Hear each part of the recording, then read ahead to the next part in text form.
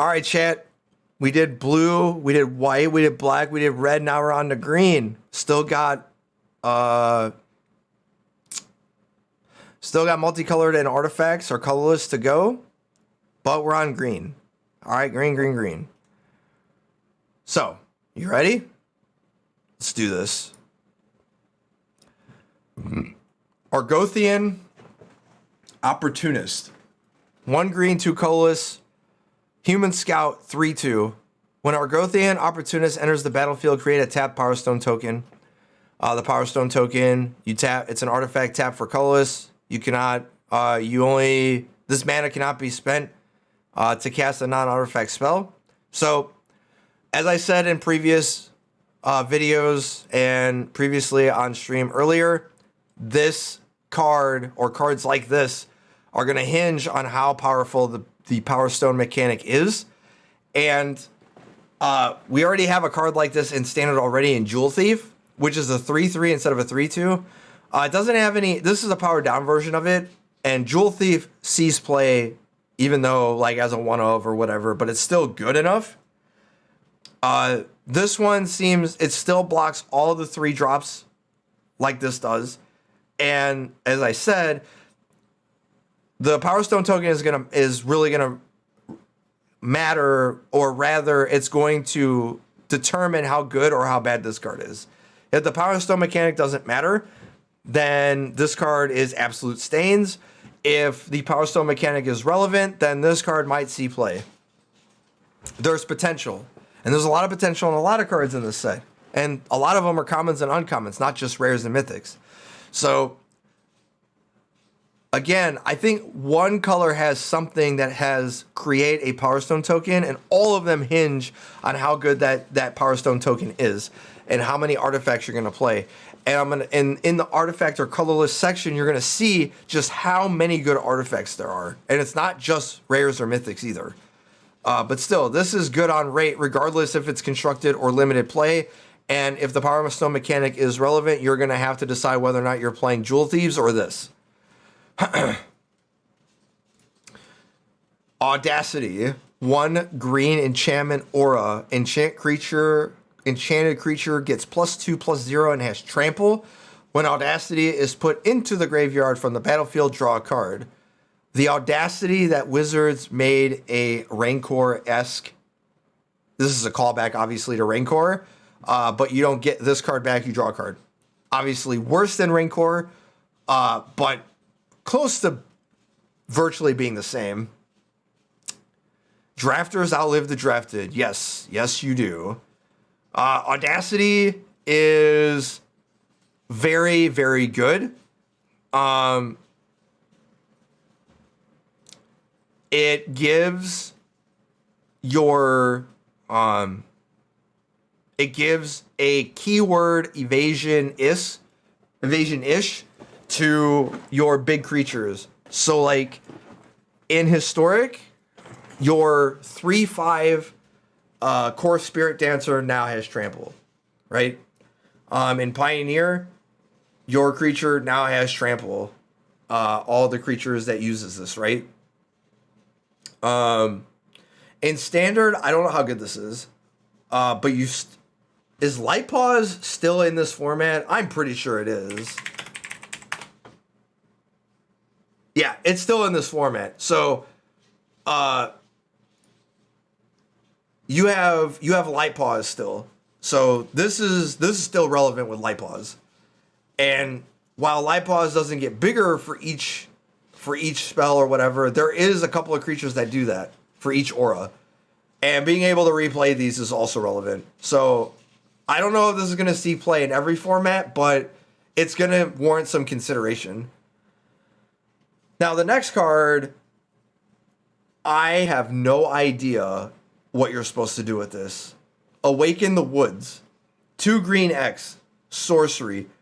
Create X 1/1 green forest dryad land creature tokens. They are affected by summoning sickness. So essentially, you're making a bunch of 1/1 forest mana dorks. Yes, they tap for lands, or they tap for mana.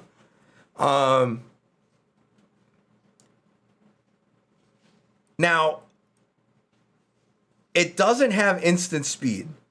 However, there is no Meat Hook Massacre. All right. Now, how good is this? Well,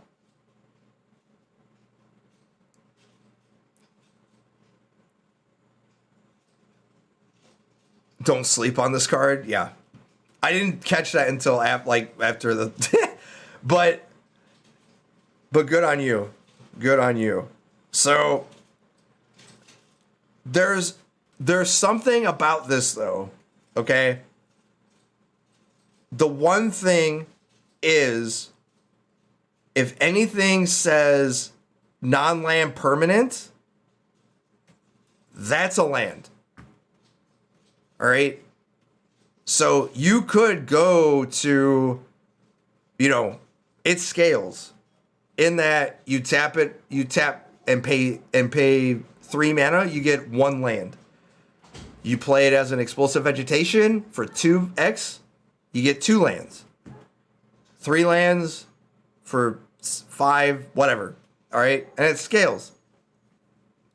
So the real question is what are you accelerating to that you need all the tokens? And that I have no idea, but there are a lot of ways to pump stuff. This is one of those weird cards that are like, it's going to take somebody playing it to understand if those lands are relevant or not. And we just don't know until we use it. Because the effect is powerful and it's scaling, but it's got safety valves in it in that it's a sorcery and not an instant. And I'm glad it scales, but that's just it. We don't know how far this could take somebody until it's being used. So I'm skeptical, but again, as chat said, don't sleep on this card. And I can't take credit for that. Chat gets that. Blanchwood Armor. 1 green, 2 colorless, enchantment aura. Enchanted creature gets +1/+1 for each force you control. This is a reprint. You're putting this on stuff that has trample. Usually auras like this don't see a lot of play unless there's not very much good removal, and there's a lot of removal in this format. So probably in the older formats where this card doesn't exist, to give something that's already has trample, but it's not very big, and you make it bigger, but it has trample. So you just basically use this as your scaling reach type thing that already has protection or hexproof or something like that. And this is what you're using it for. But usually effects like this don't see very much play. And if they do, it's very niche. But I'm looking for it in Historic and Pioneer or something that doesn't have that. It's not really played there, or it doesn't exist. Bushwhack. 1 green, sorcery, choose 1. Search your library for a basic land card, reveal it, and put it into your hand. Target creature you control fights target creature you don't control. Each deal damage equal to its power to the other. So this is the green version of the uncommon does one thing or does another that has a similar effect of what, so green always had these spells that were 1 mana, fight a creature, or 1 mana, lay in the land. Well, now you get both in 1 card. So instead of paying 2, you only pay 1. This card seems very good. And normally, Lay of the Land or fight spells at sorcery speed or even instant, it doesn't matter. They don't see that much play. But the fact that they're tied to a card is really huge. These Moto spells feel like adventures, except you only get 1 of them.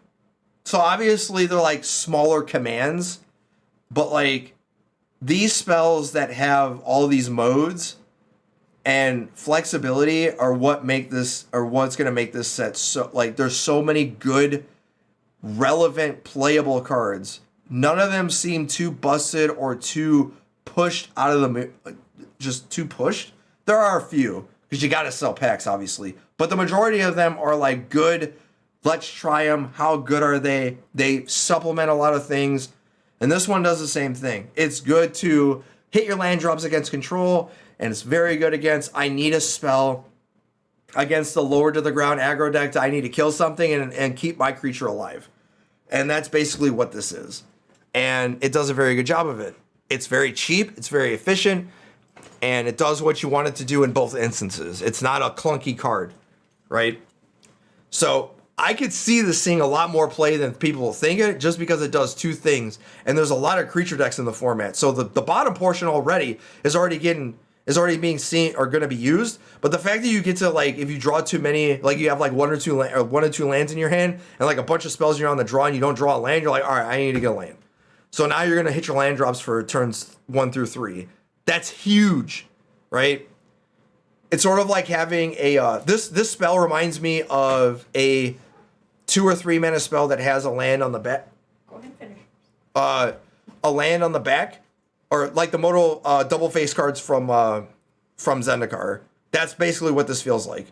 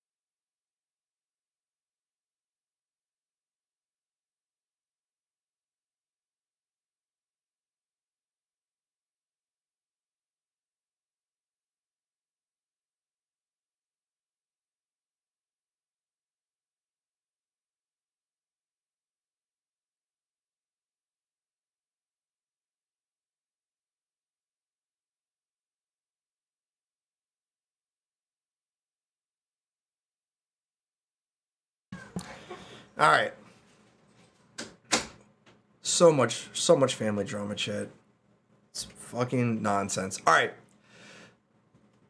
Citadel, Stalwart, 1 green, 1/1, Elf, Druid, Soldier. All good types. Elf, Druid, and also a fucking Soldier. Are you kidding me? Tap an untapped creature or artifact you control. Add 1 mana of any color. Listen.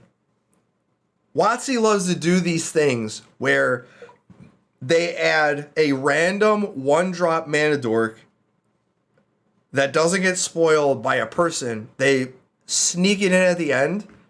Literally like Jaspara Sentinel from, older sets. They do this all the time. And it turns out to be playable. This is borderline almost as good as Springleaf Drum. It's basically better than Moonsnare Prototype. It's essentially better than that. I understand that Moonsnare can bounce something, but Moonsnare doesn't tap for colored mana. It only taps for colorless. This taps artifacts or creatures and gives you any mana. This card is absurd. I don't care what anybody says. This is a playable, constructed, playable common at 1. And the fact that it's green and gives you 1 mana of any color is nothing to sneeze at. Like, this card's actually good. 1 mana of any color is just, this card's good, chat. All right? And more than just standard. I can see the scene playing in Explorer. Maybe not modern, but yeah. This is like better than Jaspar Sentinel. Not as good as Jaspar Sentinel, but just almost as good. Because Jaspar Sentinel was a 1/2 that had reach. But only could tap creatures. So, this card's so good. Like, I just want to use this in Historic and Explorer with Mox Amber. Like, You want to do busted stuff with this, chat. You don't want to do fair stuff. Fade from history. 2 green, 2 colorless. Sorcery. Each player who controls an artifact or enchantment creates a 2/2 green bear creature token, then destroys all artifacts and enchantments. This is essentially Tranquility, I think is what the card was called. Destroys all artifacts and enchantments, but you get a 2/2 bear creature token.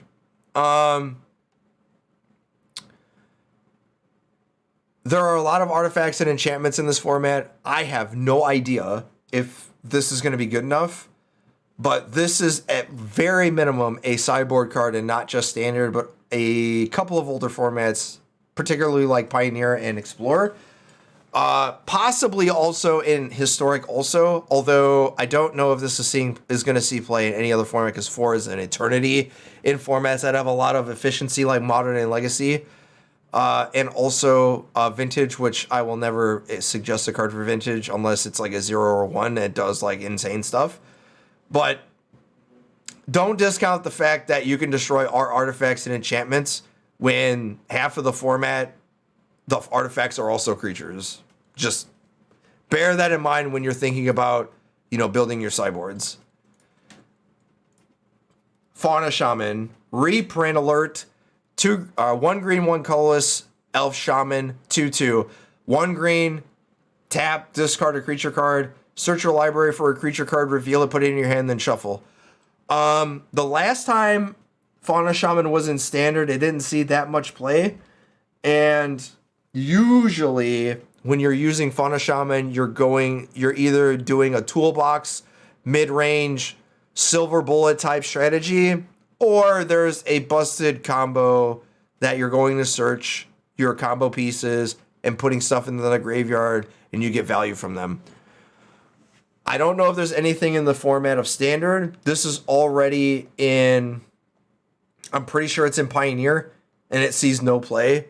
Really because it just dies to everything. And the best decks in the format play like 9 million removal spells, so you never get to untap with this. But in standard, you just go get your best creature all the time. So it just depends on what creatures you're going to get and how slow the format is. But there's a lot of good removal in this format. Strangle, Lay Down Arms, Infernal Grasp, Obliterating Bolt, Cut Down. Like, basically every removal spell kills this thing. So, is it worth? Don't know. But it's very powerful if you ever get to untap with it. Gwenna, Eyes of Gaia. 2 colorless, 1 green, legendary elf druid scout. 2/3. Tap, add 2 mana in any combination of colors. Spend this mana only to cast creature spells or activate abilities of creatures or creature card. When you cast a creature spell with power 5 or greater, put a +1/+1 counter on Gwenna and untap it. Basically, this card says, play with me in Explorer, and that's it. There aren't very many spells or creatures, rather, in Standard that this, like, yeah, there are, but you have to, like, dip in, like, in a lot of colors. In Explorer, however, Mono Green has a lot, and I mean a lot of 5s, right? You got Steely Champion, you got Ronus, you got some 4s that have 5 power. So you don't, and if you have to ever get to untap with it, like, it allows you to cast, you basically are allowed to cast this and also allowed to cast, what's that stupid card? The Great Henge. So, like, you go turn 2 this, go turn 2 Gwenna, because you have elves, and then turn 3 you play, like, Steely Champion or a 5-power creature, you untap Gwenna, and then you tap it again, and then cast Great Henge, and then if you cast another 5-drop or a 5-power creature, then you get to untap Gwenna again, and Now you're starting to get like really into that what's that stuff, into the combo. I just realized this also combos with oh my goodness, I can't think of it's from Forgotten Realms. The 3-drop 5/5 that if you didn't complete a dungeon or specifically Tomb of Annihilation, it bounces. Combos with that. I can't think of the name. Acererak? Yeah, Acererak. Acererak is the 3-drop. Yeah. So not infinite mana, but you get to make Gwenna big is essentially the, if you're found a way to reduce the cost, Gwenna basically, if you're able to reduce the cost of Acererak, then Gwenna basically combos and the game's over. Abstinent Baloth is returned, albeit as an uncommon. Chat, sometimes you get relegated to, after 15, 20 years of being alive, technology increases and you're left behind in the dust. That's essentially what Abstinent Baloth is. I call it a crack because it's hard to spell. Yeah. It's also cracked. Abstinent Baloth. 2 green, 2 colors, beast 4/4. When it enters the battlefield, you gain 4 life. If a spell or ability an opponent controls cause you to discard a card, you put it onto the battlefield instead of your graveyard. So, Abstinent Baloth was very, very good when it was in standard, because there were a lot of not Thoughtseize effects, but essentially that's what this was. I imagine they put this in here because Liliana was a card, and they expected Liliana to be annoying. But as I've said, when Liliana was spoiled, I was like, when Liliana was very, very good, and it wasn't that good in standard, it was okay. It was only good in the older formats, and that was like 10 years ago, right? Liliana is a good card, don't get me wrong, but Liliana was not as good, as nowhere near as good as it's basically on power level now of today, but it was like 10 years ago. This was a direct response to Blighting, wasn't it? Yeah, kinda. Because Blightning and there was some other stuff, but yeah, basically. I don't know if this is in Pioneer or not, but now we have it, essentially. Yeah. Saren Steelseeker, 1 green, 1 colorless, human artificer scout. 1/2. Whenever an artifact enters the battlefield under your control, look at the top card of your library. If it's a land card, you may reveal, put it in your hand. If you don't, you may put that card into your graveyard. So, Twitter was going insane over this card, saying this card's busted and it's the graveyard synergy card that a bunch of decks were looking for. And I got one question: what? This card sucks. Like, there are not too many artifacts that you could play that make this card a combo card. And all the majority of your artifact cards that make this a combo card are all in Explorer or in other formats that are very, very old. This is a 2-drop that dies to everything. And while I understand that putting stuff in your graveyard is a busted mechanic, it's not like it's not like Satyr Wayfinder where you're putting 4 cards into your graveyard or 5 or 6 or whatever, right? It's 1 card. And it doesn't do anything the moment it hits the battlefield, right? It just sits there. So, like, I have no idea why I put this card in here to be like, where is it? Because I don't see it. It's just a very bad 1/2. Like, if this card costs 1, maybe playable. But 2?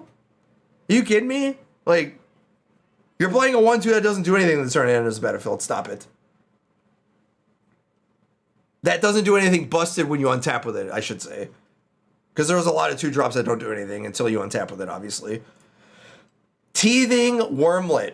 1 green, 1/1 worm. Teething Wormlet has Death Touch as long as you control 3 or more artifacts. When an artifact enters the battlefield under your control, you gain 1 life. If this is the first time this ability has resolved this turn, put a +1/+1 counter on Teething Wormlet. This card is the exact 1-drop that the artifact decks are looking for. So I want to do this mono green and green white deck with artifacts. And honestly, you could theoretically do this in Explorer too with Hardened Scales. But I want to build it. This card's very good. It's one of the very pixel, very Pixar kind of look. He's cute, yeah, and the bird too. There's a bunch of artifacts and some that we have forgotten about, like Patchwork Automaton. Hello, that you put Teething Wormlet into play, you untap with it, you're gaining life regardless, right? This card seems like it'll see play in not just standard, it'll see play in multiple formats, like Explorer and Historic that play a lot of artifacts, right? Yeah, I want to play with this in Historic with Ornithopters and the Retro Outfitter, and in Explorer with Hardened Scales.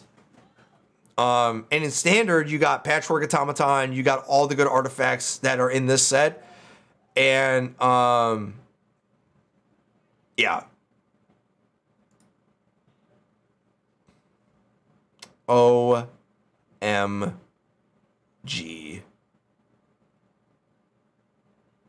Give me a second. Ugh. I messed up here.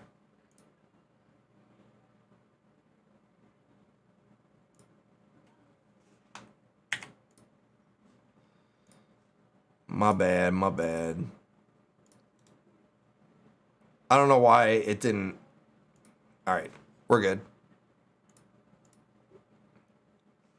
So yeah, I want to do that with Standard, Explorer, Hardened Scales, and with Historic. I want to do this with the I can't talk. Retrofitter and Ornithopters and Thopters and 4/4 Golems and stuff. All right. Next is Titania, Voice of Gaia. 2 green, 1 colorless, legendary creature elemental. Reach, 3/4. When one or more land cards are put into your graveyard for anywhere, you gain 2 life. At the beginning of your upkeep, if there are 4 or more land cards in your graveyard and you own both and control Titania and a land named Argoth, Sanctum of Nature, exile them, then meld them together into Titania, Gaia Incarnate. Titania by herself, so there's a mechanic called meld. The original meld mechanic was used in Shadows over Innistrad block with Bruna and Gisela into Brucella, the Echoing Nightmare or whatever. But it's back. And we're doing that with a bunch of old Dominaria, Brothers War legends like Titania, Urza, Mishra, and many others.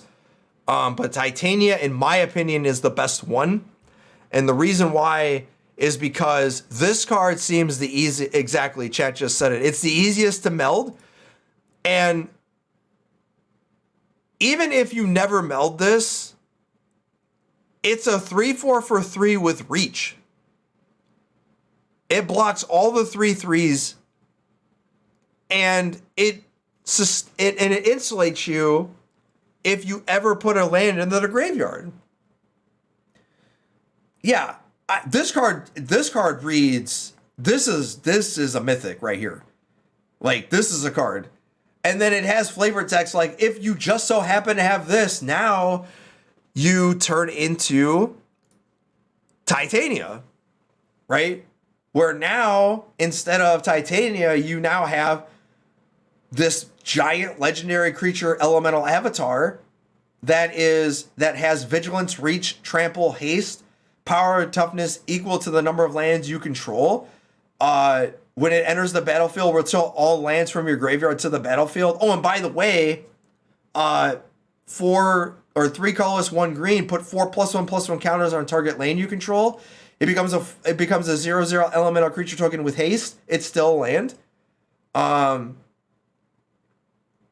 Like, this is by far the easiest, and this seems like the one that doesn't seem the most affected by the removal.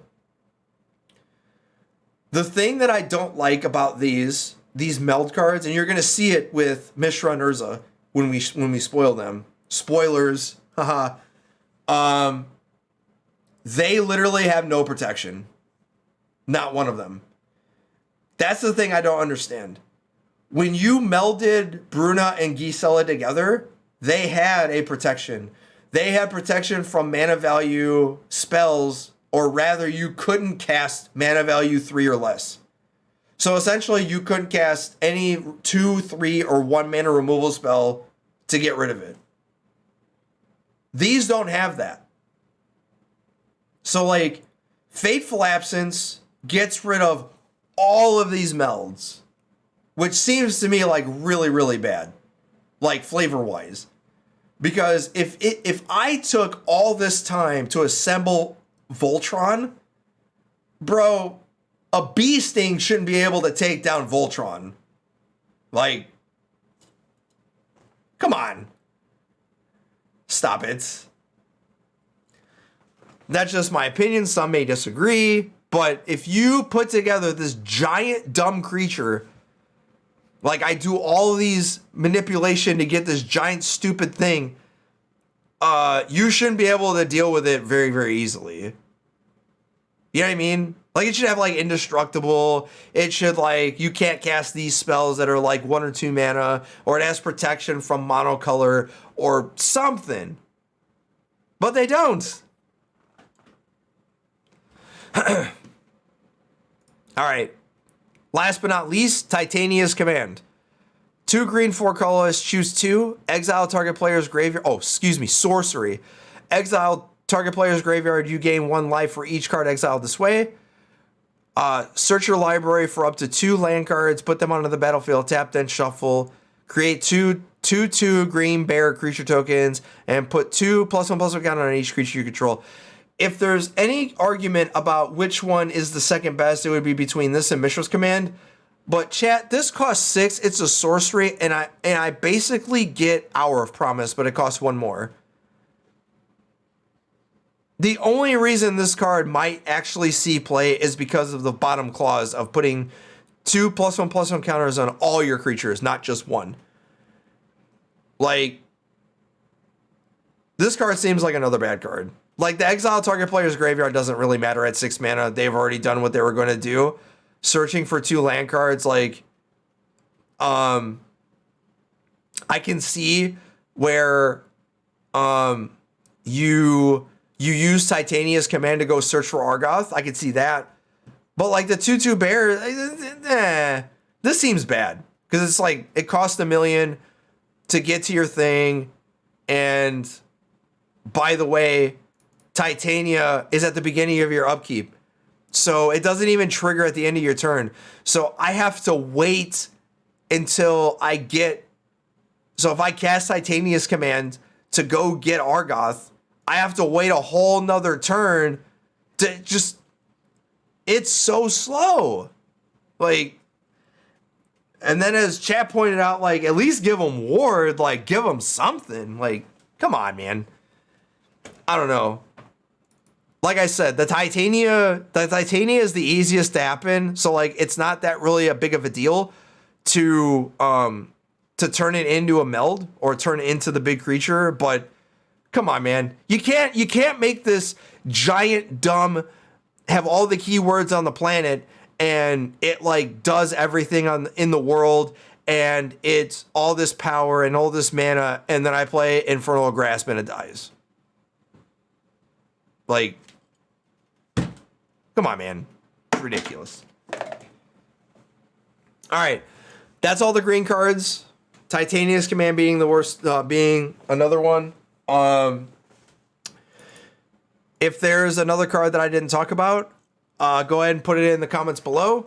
And socials, Twitch stream, Discord, all that stuff will be in the description below.